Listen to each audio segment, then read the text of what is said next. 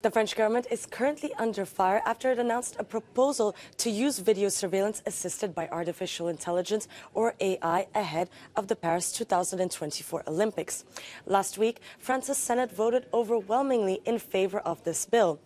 And even Sports Minister Amélie Oudéa-Castéra thanked the senators on Twitter for swiftly adopting the text, saying it will promote the best possible organization of the Paris 2024 Games.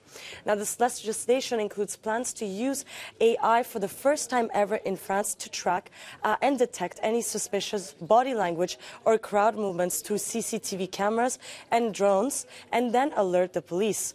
The AI systems would be used to monitor crowds, but could also be used around stadiums, on streets, and on public transport. And as soon as the law is passed, these smart cameras can be used on an experimental basis until June 2025, a use that therefore goes beyond the Olympics that end in August 2024.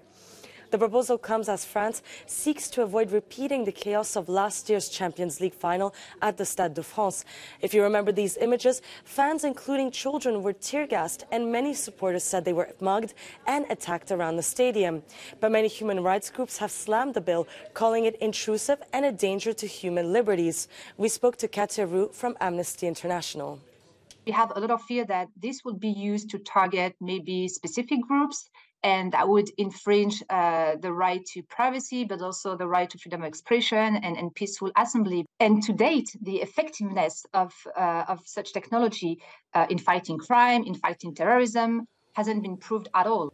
The French government has insisted that the bill will not include any facial recognition technologies, and the authorities also argue that this would greatly help police to keep crowds safe, as the capital is expected to welcome 13 million people for the Olympics. But for Amnesty International, this legislation is an important turning point for privacy rights in France.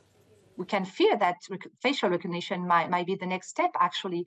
We've seen that in other countries. I'm thinking about Russia right now, that during the Football World Cup actually allowed the use of facial recognition. And 3 years after, the authority would use this technology to arrest protesters, peaceful protesters. So there's a risk here. So will this mean that France will be entering a new era of Big Brother?